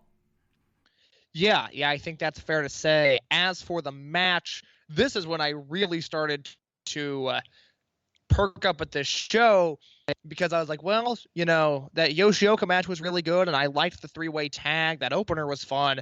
Oh my God, Yamato's working so hard on a non-pay-per-view, you know, it's not an Oda Award or Kobe World Hall, and he's working really hard. Oh my God, we're really getting a show here. This was a match that made me appreciate Yamato for who he is, just because when he is on, and we unfortunately so rarely see Yamato on and working this hard, but when he does, man, it is something special. I don't have a ton of thoughts on this match other than that it was just one of those classic, like, oh yeah, this is a 3 3/4 Dragon Gate match. If it happens anywhere else with this level of energy and pacing and perfection, it's the talk of the town. And that's not, there's no bitterness rooted in that. It's just, it's a praise to how good Dragon Gate really is. Yeah, I think that's a good way to put it. And it's interesting, like, this was the Yamato in this match was the Yamato I wanted in the Twin Gate match the next night. So, like, that's it would have been great, yes. Yeah, but, like, it just was, and it's also something that's, like, a testament to the promotion, where you have one side that has 2 true borns. You have one guy that kind of just showed up because he's someone's best friend and nephew, Kai, who is just happy to be there, and then on the other side you had 3 of kind of the I don't want to say disappointing, but the 3 of the Trueborns that trajectory kind of has gone awry in Kazuma Sakamoto, and they put forth like a match that, if I'm going to make a comp tape of like this year in Dragon Gate, I'm tossing this match on there just because it's not like going to make a top 10 list by the end of the year, and probably won't be one of my top 10 Dragon Gate matches, but just like the energy in this match and like what they were doing and where they were doing it and when they were doing it, I felt like was pretty special. Yeah, it feels like a good introduction to all of these people if you've maybe never seen them before. A good introduction there. A match that followed that felt like the pinnacle of their ability. Open the Brave Gate match. This was the semi-main event of Night 1, Champion Gate in Osaka. Kaito Ishida defending the Open the Brave Gate Championship against Genki Horiguchi, and he won with the ankle lock. Mike, I have a lot of thoughts on this match. Most of them are up in full over at voicesofwrestling.com in the Champion Gate Night 1 review, but I want to know what you think about this match. I think that this was the full realization of Kaito Ishida. Like, we saw how he really became a star last year in Maximum, and then he was the Green Demon Surprise. But this one was his first, just like full complete match of someone that's been around the promotion now he's entering his 6th year, and this was just a great storytelling match, talking about how Ishida decided, okay, I'm just going to be a laser precision point on Genki's leg. He's an old man. I'm going to take out his legs. And he was incredibly charismatic. I think this is like him just being like an asshole is his like perfect role. And I don't know, like, he's not someone that I would put future Dreamgate champ tag on, but he's definitely someone that if something were to happen in this whole unit war and Ada got a big face turn, he could pick up the mantle of like the prime mic worker and like de jure leader of RED, and I feel like he'd be fine. But this match was excellent. Genki, as always, was solid, great finishing stretch. My rating, I didn't read your review until after I watched this match, and we ended up both at 4.25 and very similar thoughts on this match. I wanted to go higher. I just, for whatever reason, couldn't. But I think you're right in the Ishida thing. Let me ask you this. Do you think it's more likely that Eita or Kaito Ishida become Dreamgate champion in their career? And which of those guys would you rather see hold the Dreamgate belt? I think Eita is more likely, but more interested in what a Kaito Ishida title match would be. Yeah, I completely agree. And the one thing that you just pointed out that Ishida firmly has over Eita, and Eita's improved, and his character work is getting stronger by the day, but as far as we know, from everything we've heard, we don't speak the language, but from everything that is being passed on to us in notes and from what I read through Japanese Twitter, Eita's still not a good promo. Now, he's better. He's not getting eaten alive by Shima in front of televised audiences anymore, but he's still not an elite tier promo in the same way that a Yamato or a BB Hulk or a Mochizuki, the main eventers of the promotion, or a Yoshino especially, he's not on that level, nor will he ever be. Kaito Ishida, at least from the vibe I get listening to him, like it's the Naruki Doi test. I don't speak a word of Japanese, but come Doi Darts every year, I watch the entire segment because even though I don't speak the language, Naruki Doi is so captivating. Kaito Ishida is one of those guys that when his promos come on, even if I know there's not an angle coming up and I know I could just skip that portion, I want to hear what Ishida is saying because I want to hear how the crowd reacts to it. And I don't feel that way about Eita. Now, I know the way the company feels about Eita, and I know they want him to be that guy eventually, but I think Kaito Ishida would be a far more exciting main eventer in the future. But for now, we have his Brave Gate run. I hope it goes all year. I hope he finds someone, whether it's Keisuke Yakuda, maybe when Shun Skywalker comes back. I don't know who, but I want him to just start wrestling everybody and have a feud that goes on an entire year where no one can get the belt off of Ishida, because this was a masterclass in storytelling. From the bell, Ishida targeted the leg and the ankle of Genki Horiguchi, and every single time it seemed like Horiguchi finally had a counter and was going to go on a run of offense and defeat the champion. Ishida proved that he was just a little bit younger, just a little bit stronger, and more importantly, just a little bit smarter than Horiguchi. And then once the powder was thrown in the face of Horiguchi, he was tripped up and grasped into an ankle lock, and Horiguchi submits. Ishida retains the title. Like we both said, 4.25 stars. This was almost one of those matches that is more brilliant than it is good. Like, this was a great match. I think that's undeniable, but the work in it was just so textbook foundationally strong, and it was great to see.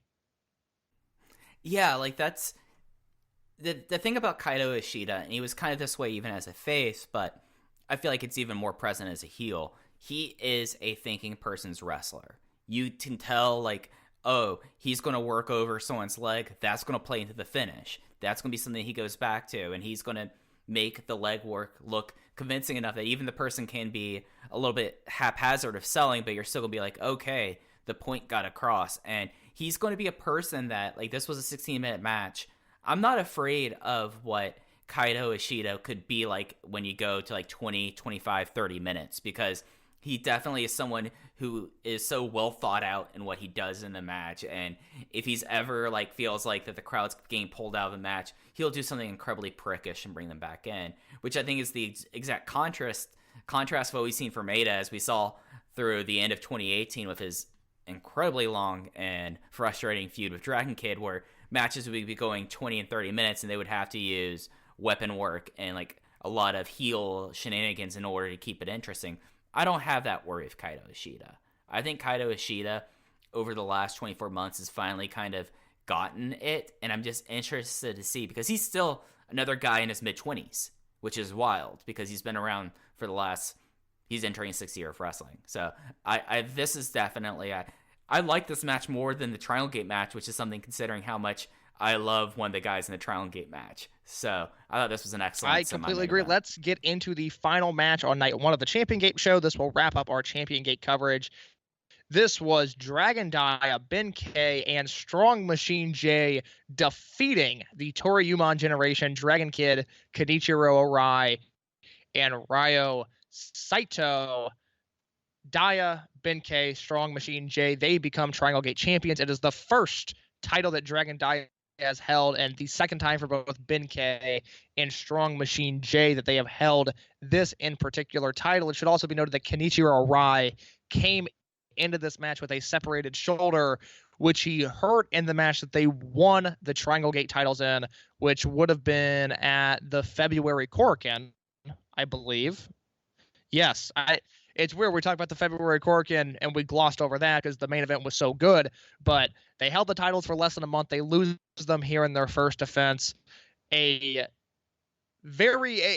had moments where it really felt epic in the sense that Kenichiro Arai was fighting with one shoulder and Ben K it felt like literally trying to rip that shoulder off of his body.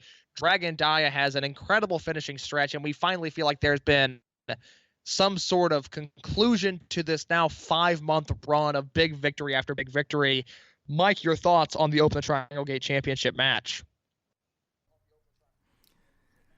Yeah, like, I was, like, Kenichiro Arai is one of my sentimental favorite wrestlers in Toryumon history. Like, just, like, all throughout, he's never been, like, the guy. He did have a period where he was British Commonwealth champion back in the Toryumon days, but he really was just, like, a tag worker. And I think, like, he's one of the people that, when I've had wrestlers, like, ask me, like, oh, what's some stuff that I should have watched to kind of get, like, just a different vibe, I always hand them a bunch of Kenichiro Arai and Taku Iwasa tag matches, because that was a very special and unique tag team match. But yeah, he's someone who's not necessarily in the greatest healths. As we saw, he separated his shoulder doing a Firebird splash, which was right in the final stretch of them winning the title, and that became the overwhelming storyline coming into this match because he was taped up like a zombie, and you had Ben K using his freestyle wrestling background to dismantle him, and then you have the short-circuiting psychopath Strong Machine J just being an absolute monster. But yeah, the story really of this match, I felt like, was there was a little bit of Dia versus Kid in this match, which is, of course, a big thing in Dragon Gate history is whenever you have the dragons and like the history of Daya being Dragon Kid's protege. Like we got to see some back and forth between the two of them, and I thought that was enough of a taste to keep us going on this until they do bigger things with these two guys. But yeah, this 5-month elevation of Daya from being someone that was absent of cards most of the first half of 2019 to be and completely silencing his doubters, well, probably the biggest one being me, and putting together like a really strong year and having like the trajectory of him. Like he is still a very slight person, and he does feel like that this is going to be the Triangle Gate kind of reign that's going to be focused around him. It'll be interesting to see how this reign goes and what they do with him afterwards. But this match was incredibly interesting, and like even had Dragon Daya trying to work over Erican, and you had like some really cool stuff from Dragon Kid. He used the 619 as like a transition move like during rope running, and it was something that was like, why do people have to do like the everyone's head's in the second rope time for the 619? It looked so much better when they were just bouncing off ropes and someone was tripped up for a second and he immediately reversed something into a 619. But yeah, no, this was a great match. I think I was actually a little higher on this match than you were. I went 4.25 on it. Yeah, I went 4 flat.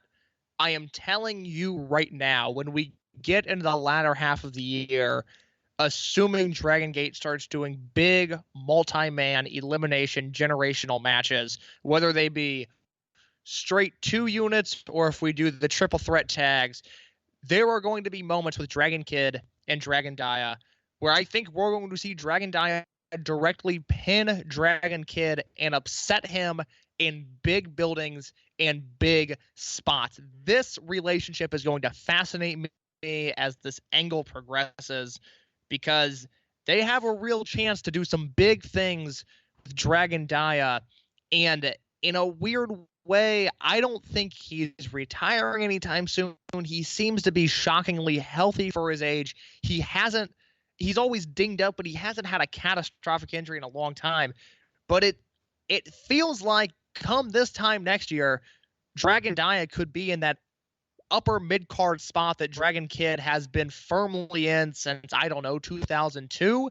It just feels like we're moving in that direction. And this reign, you're right, I think it's going to be all about Dragon Daya and that reptilian Rana that put away Saito in this match, and I think we'll continue to put away guys as we progress into the future. I loved this match. I had fun with the show. That is all of the Champion Gate and Osaka coverage that I have. Mike, is there anything else you want to add before we get to our last topic? I feel like we spent longer on this than I expected, but yeah, no, this was a real interesting way for them to go in their hiatus. They'll be back on the 14th. It does seem like that they're going to be back for good unless there's more of an outbreak. I think the next time they're back on the network for TV is their annual show in Wakayama on the 20th. So yeah, that's all I've got for that.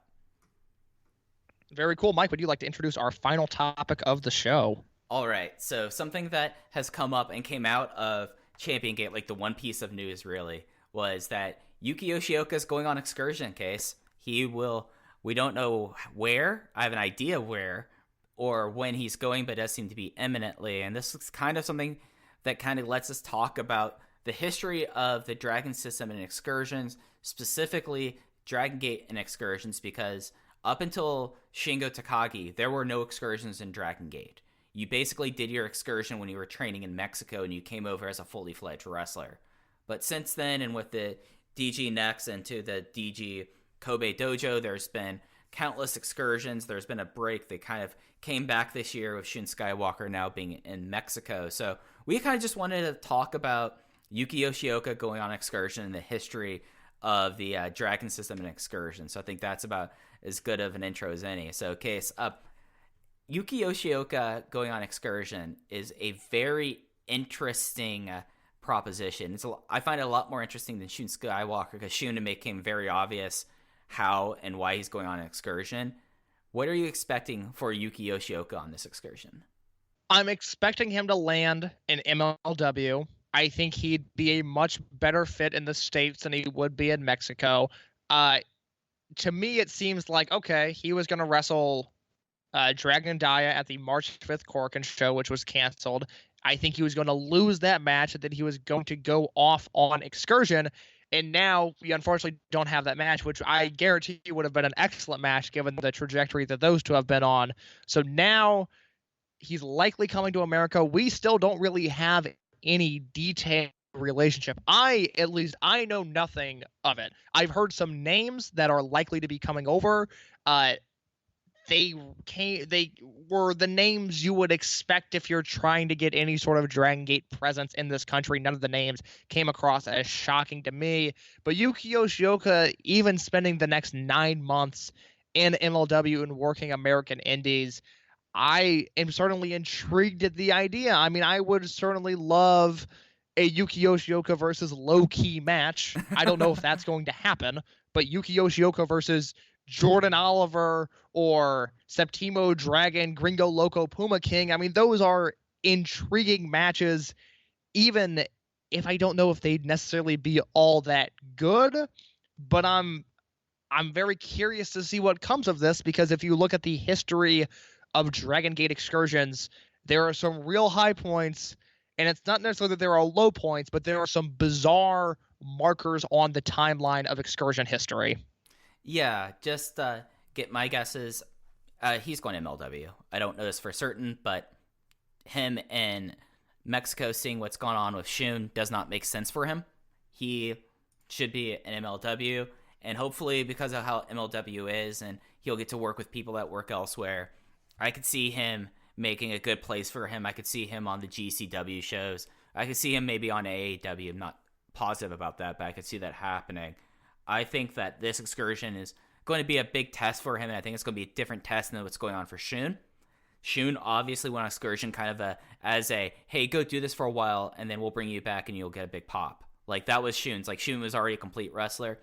Yuki Yoshioka, for as much as we laud and give him the credit he deserves, he's not the most charismatic person. And I think that that's going to be like one of the big hopes, is seeing, can you get some weight on him, make him maybe into a bigger star. Like, I think he's just out of Brave Gate territory, but you might want to see if he can put on some muscle and then get some charisma. So I think that it's going to be interesting, and it'll be a kind of a test, because when we talk about Dragon Gate excursions, there's kind of 3 big excursions, and then the rest of them either were like fake excursions where they worked like 2 weeks and that was it, or ones that just nothing happened. So I think the first one and the most famous one to talk about is Shingo Takagi's excursion in Ring of Honor. It was from 2006 to 2007. This was right after he was a member of Blood Generation. He came back and formed New Hazard coming out of this, and was like his first big exposure there. He won the ROH Tag Team Championships with Naruki Doi during that time, and just was like a big moment, as like Dragon Gate already made a mark in Ring of Honor, but this is like furthering that relationship before it went down south. Yeah, I love the Shingo and Ring of Honor stuff. I think at this point I've seen every one of his matches from his time in the promotion, and most of them are very, very good. And he came over once in 2005 with Shima at the Dragon Gate Invasion show in Buffalo, and then split in 2006, came over to the States full-time for about a year and was working Ring of Honor, Full Impact Pro, and then he had a handful of matches in PWG, one in 2006, and then he worked the Battle of Los Angeles in 2007. If you have any interest in tracking down some of Shingo in Ring of Honor, I have 3 matches to recommend to you. Shima teamed with Shingo to wrestle Christopher Daniels and Matt Sydal on December 22nd, 2006.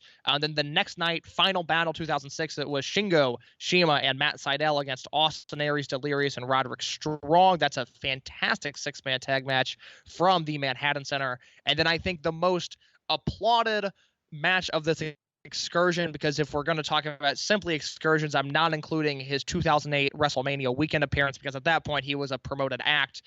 But his final match of his excursion, it was Takeshi Morishima versus Shingo Takagi for the ROH World Title. So a Noah wrestler wrestling a Dragon Gate wrestler for a Ring of Honor title. This was good times, great memories. April 28th, 2007. Still one of my favorite Shingo matches and one of my favorite Morishima matches. But in terms of a successful excursion, Shingo came in a very talented, albeit undefined, unfinished product, and left becoming the Shingo Takagi that we now know and love.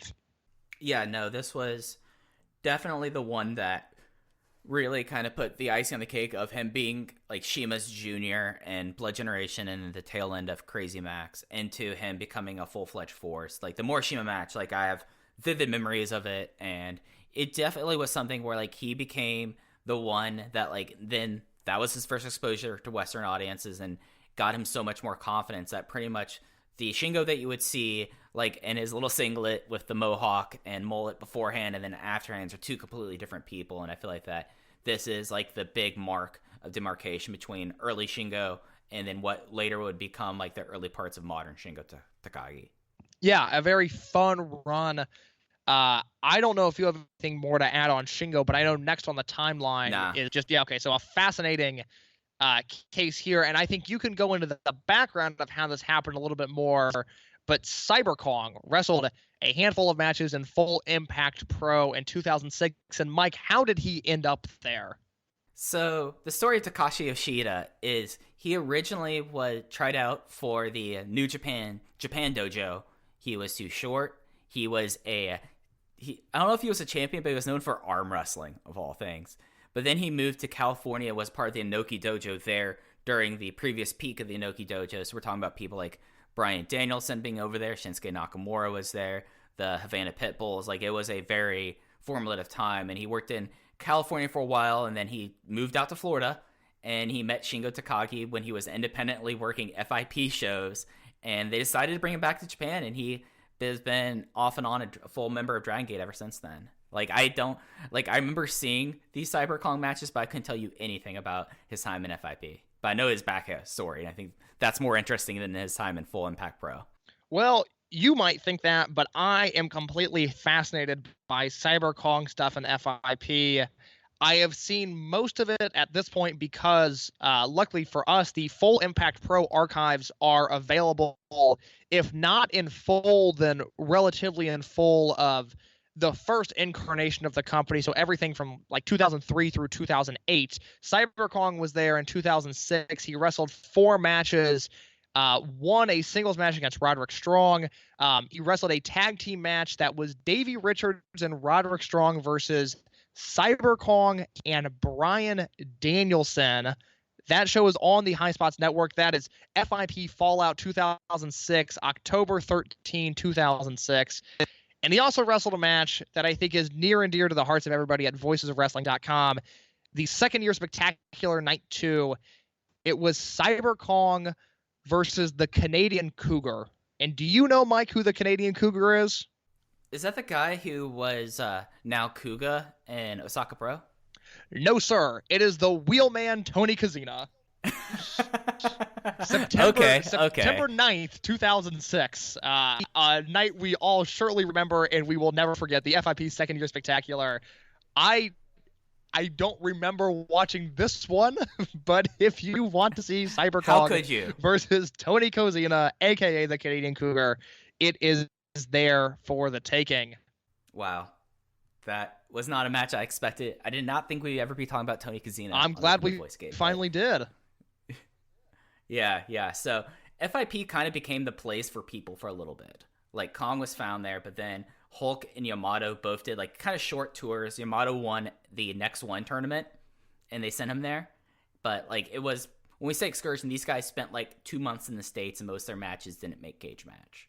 Yeah, Yamato in particular wrestled the second ROH WrestleMania weekend, the one in Detroit. He had 2 matches there. He defeated Pele Premio in one match and then lost to Claudio Castagnoli on the next night. That Claudio match might still be up on YouTube. I know it was up there for the longest time, I think as maybe one of the first uploads on the Ring of Honor YouTube channel, but that's there. It's an uneventful squash match, basically. And then the two of them, Yamato and BB Hulk, they wrestled Roderick Strong and Jay Briscoe on the 3rd anniversary Full Impact Pro show. That was September 28th, 2007. That show as well should be on the High Spots Wrestling Network if you'd like to watch that. Yeah, and it should really be said completely different Yamato than nowadays. This is blue tights, big ears, like second generation of Geku Jujo. like being Kanda's like rookie Yamato during this time. Really weird. Yeah, it's so strange to think that Yamato is a direct descendant of Kanda. Really, it's bizarre.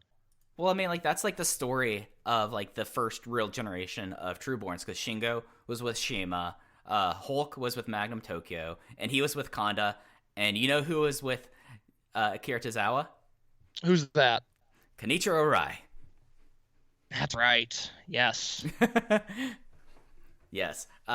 And then like Hulk, his time in FIP was a little bit before that, but it was just like it wasn't a real excursion in the same way that Yamato had one, even an abbreviated one, I would say.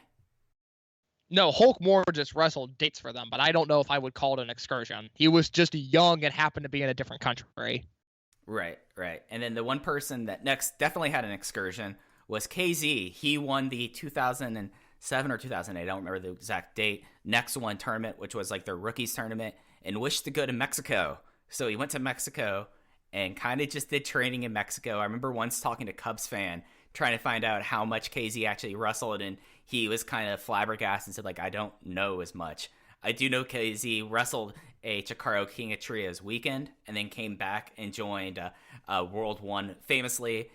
I remember the story being, and seeing this, was Doi and Yoshino were in the ring in Cork and on their cell phone calling a very obviously asleep KZ because of time difference and asking him to come back and join World 1. I thought that's the biggest memory I have of this excursion.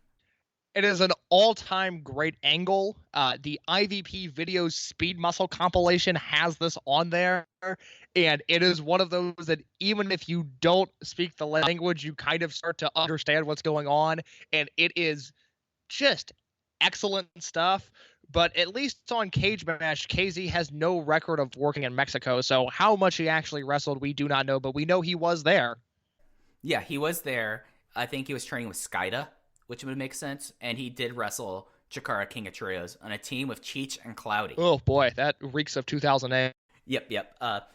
Then the second big excursion was Akira Tozawa in the United States. He was based both around San Antonio and Huntington Beach, California, but this was the big PWG excursion from 2010 to 2011. He did wrestle in Dragon Gate USA. Famously, this was the time where Shima said, hey, yeah, we're going to go to the airport. And then when he was at the airport, he said, oh, yeah, you're going to go and stay in America for 6 months. Thanks, Shima. And then Tozawa kind of became a American star, and arguably either him or Shingo were like the most beloved recent excursions for people. I would say even more so than New Japan. Yeah, the Tozawa thing, and I watched all of this in hindsight because it was just a year or two before I started watching PWG.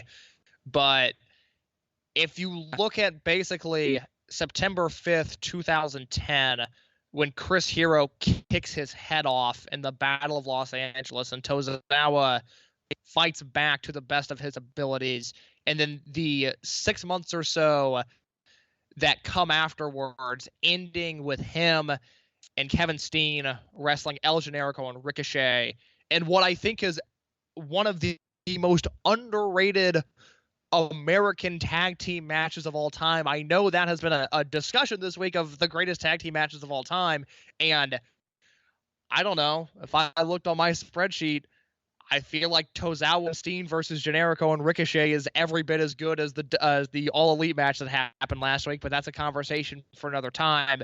But Akira Tozawa became, on a low level, an independent foreign star, but a star nonetheless, and it drastically changed his career path, because without this excursion, I think there's 0% chance he's in WWE at this time. This is as good as it gets. That excursion, the PWG stuff, the Dragon Gate USA stuff, the Chikara show he worked, that was King of Trios 2010, I believe, and then he worked a little bit. Oh, he worked King of Trios 2011 too, because he has a singles match with Eddie Kingston. But this is as good as it gets. If you've never seen the Tozawa excursion stuff, I wish we were still living in the era of compilation DVDs for this reason, because all of this footage is now in separate places and way harder to track down, but it's worth it if you haven't seen it, spend the weekend while Japan shows are still halted for the time being. I don't know, buy a High Spots Wrestling Network subscription, go watch the fun FIP shows, and then go watch Akira Tozawa slowly transform into one of the best wrestlers in the world. And like, it can't be undersold, like, how much Tozawa meant to PWG at that time. And how much, like, this was a guy that pretty much the company wrote off for the majority of his career. And they sent him on an excursion and I get the impression that his excursion was kind of like a last ditch, what can we get out of this guy?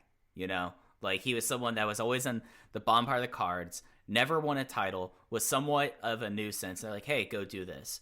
But he went to PWG. He went to and this was like right before the real PWG boom in Western consciousness. He became like the god of the Reseda, California for about 15 months. And it was something special and unique. And his tag team with Kevin Steen was incredible. The trio of matches he had against Chris Hero. I remember seeing a music video compilation of it, and it was really incredible stuff. And that Eddie Kingston match in Chikara is like low-key like one of my favorite matches of that decade. Just was like Eddie Kingston, like before he revitalized his career this year, and Akira Tozawa just beating the crap out of each other for about 15 minutes. It just was a good time match. And maybe it's because I lived through this one, and this was really during my active Dragon Gate fandom, but this is my favorite excursion that's ever happened in the Dragon system. Yeah, when you look at the pantheon of PWG, and I almost speak in PWG in hindsight now, just because it's just a shame that the company feels so dead, even if it's technically alive. But, you've had guys throughout time there, whether it's Drake Younger, or it's Adam Cole, or it's Speedball Mike Bailey, Candice LeRae and Joey Ryan, or Keith Lee and Donovan Dijak. There are guys that come through, and yes, they might be stars in other companies, but for whatever reason, they connect to the PWG crowd more so, and they are looked at as stars on the independent scene, but they are looked at as gods in the context of PWG.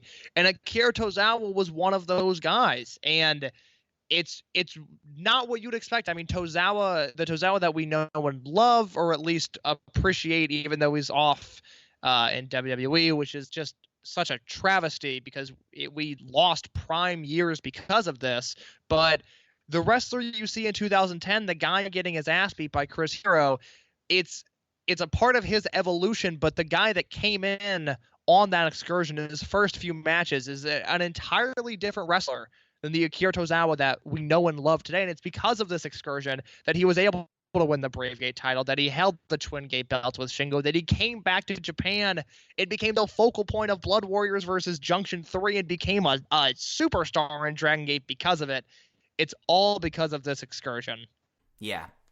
And I think for those reasons, it was the most successful one.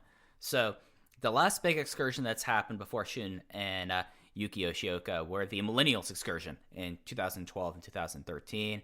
This was Ada first, then T-Hawk, and then finally UT. They were based out of Arena Nakopon, which is kind of like the ancestral home ground of Toryumon.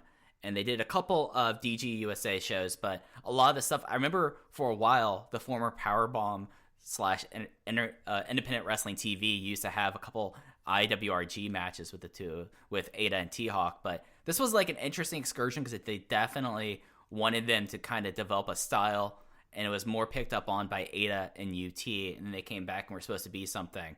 And of course, we've talked a lot about the Millennials on Open the Voice Gate, but this excursion, like, there were a couple appearances they had in DG USA, but not a lot of tape for this one. Yeah, I've only seen the DG USA stuff because the former Powerbomb TV, I believe they actually had the DTU matches on the website, but they were pulled due to I guess a legal dispute between, who actually had the rights to share that footage.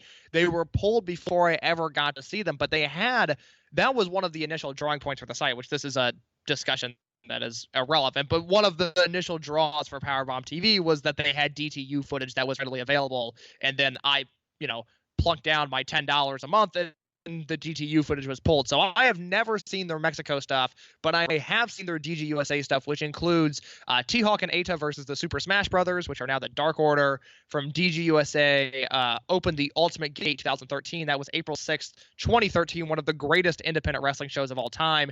And then that summer in Evolve, T-Hawk and Eita versus the Young Bucks on July 27th, 2013. If you can track down those matches, I highly recommend it.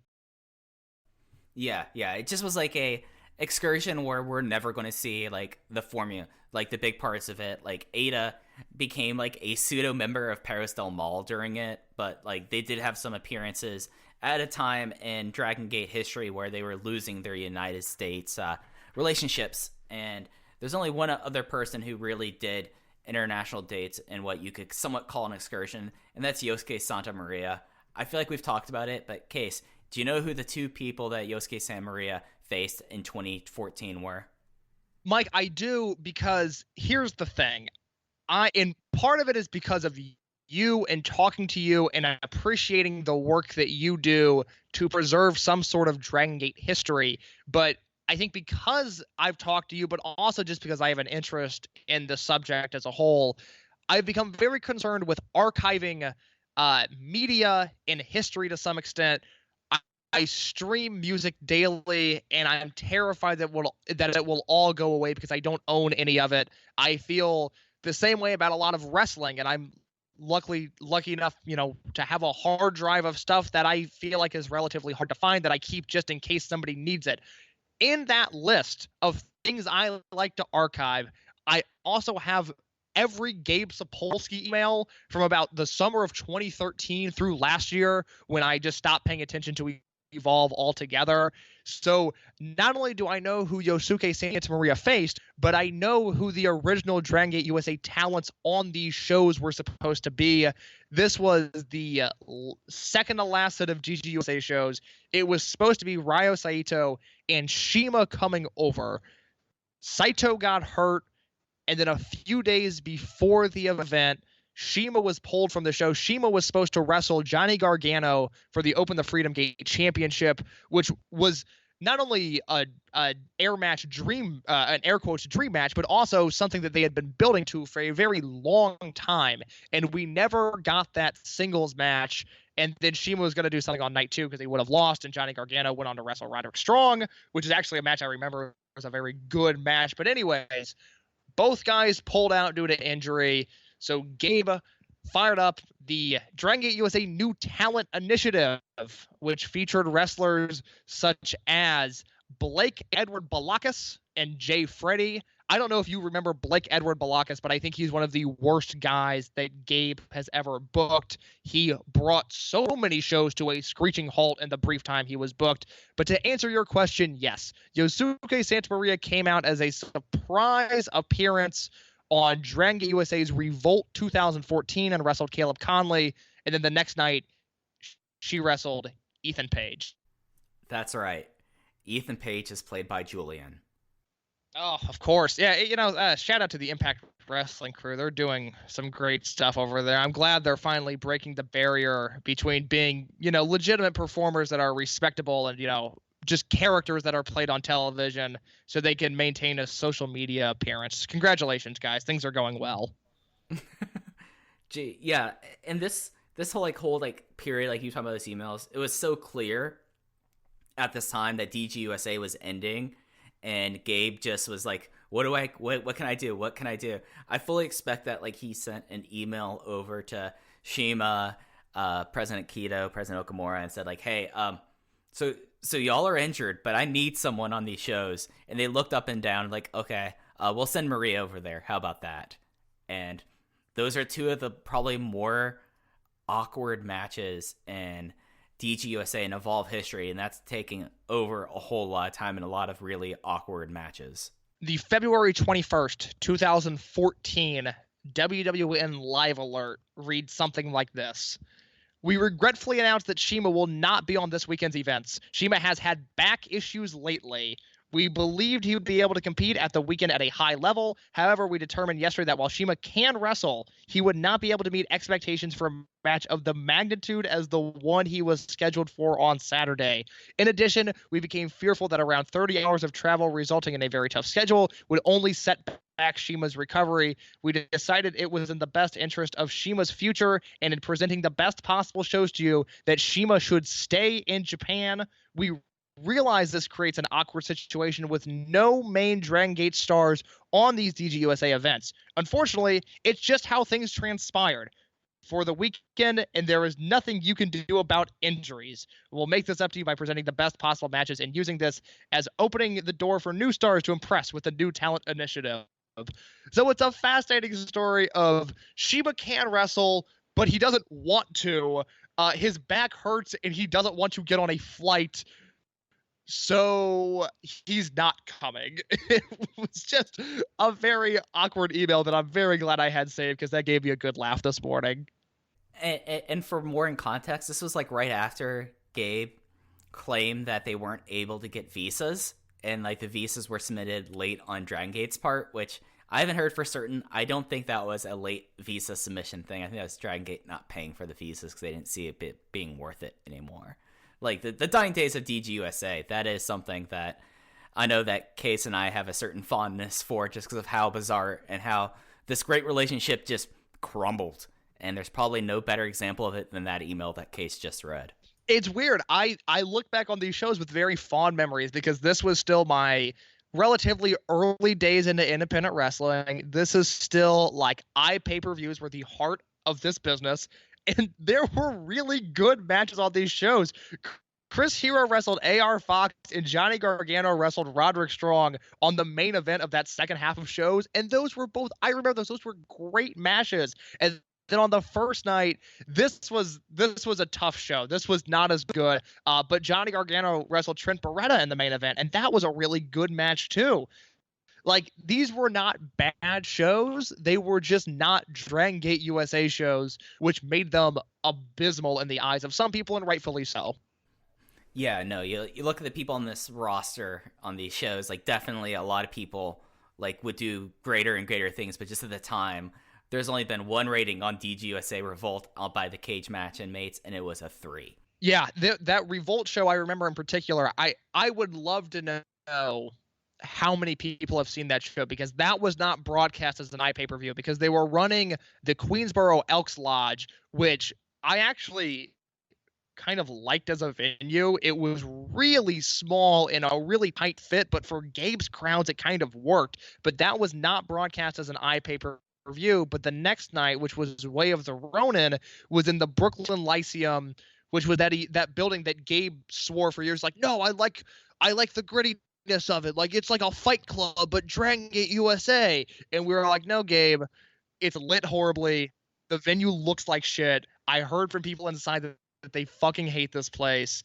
But there were good matches. Like that next night, that Johnny Gargano Roderick Strong match, I think is actually in like the second tier of great matches in 2014. It's a really good match with a really hot crowd, because this was kind of the start of Roddy not necessarily distancing himself from Ring of Honor, but this is when he started working more for Gabe and doing some more independent shots and was working without a contract and by proxy was working very hard. And this is like a fun time for the promotion. It just so happened it was the death days of Dragon Gate USA because there were no Dragon Gate talents available. And that seems like a good, a interesting note for us to end on, I think, Case. It'll be interesting to see what happens with Yuki Yoshioka in the States. Hopefully he gets to wrestle people a little better than Jordan Oliver, but we will see. I did see something come across. I like Jordan Oliver. I will defend Jordan Oliver. I like him. I get Jordan Oliver. I get Jordan Oliver. He basically is like a new age Jack Evans. If Jack Evans had a lot of SoundCloud rap. I look at Jordan Oliver and luckily AAW, which when I'm available, I attend monthly, and I do either live reports in the building or I do have to watch their February show and review that, which I am looking forward to because the show looks great, but it is a time commitment. I think there's 12 matches on that show, but Woo. Jordan Oliver is I think Jack Evans is the main comp he's been getting. He's more of a Slim J.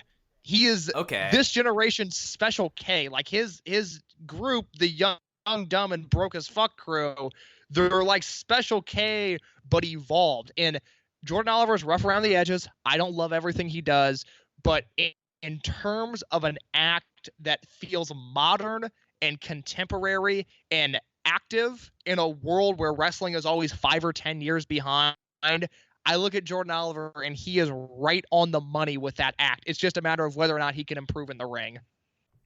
I think that's a fair assessment for him.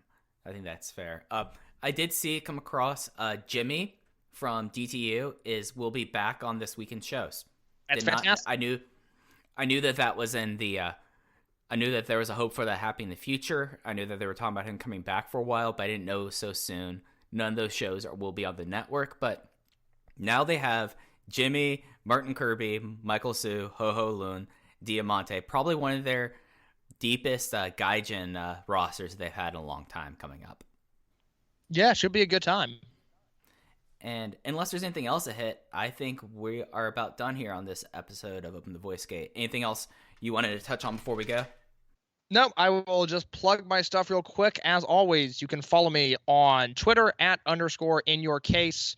I do tweeting about Dragon Gate from there, and that is kind of it. And then you can follow and subscribe to my non-wrestling podcast, the Art School Albums podcast. Every week we attempt to curate the Ultimate Art School playlist by breaking down an album track by track. We have discussed such albums as The Flaming Lips, The Soft Bulletin, Bright Eyes, I'm Wide Awake It's Morning, My Chemical Romance is The Black Parade. We have a bunch of fun ones coming up, including Green Day's Insomniac. It's me and my very funny improvising friends around the Chicago area, and we talk once a week about an album that means something to us. It's a good listen if you care about music, so don't forget about that. And then continue to support voicesofwrestling.com. We've got some great stuff coming up in the next few weeks. Yeah, and the only thing I'm going to plug is the Open the Voice Gate Twitter account @OpenVoiceGate. That's Case and I usually. We have information. We will live tweet some stuff from there, and then yeah, y'all know where to find me. I'm at Fujihaya. I do a lot of the other plugging on Everything Elite, so I'm good without that. But I think that's going to do it for us. So for Case, I'm Mike, and we'll catch you next time on Open the Voice Gate.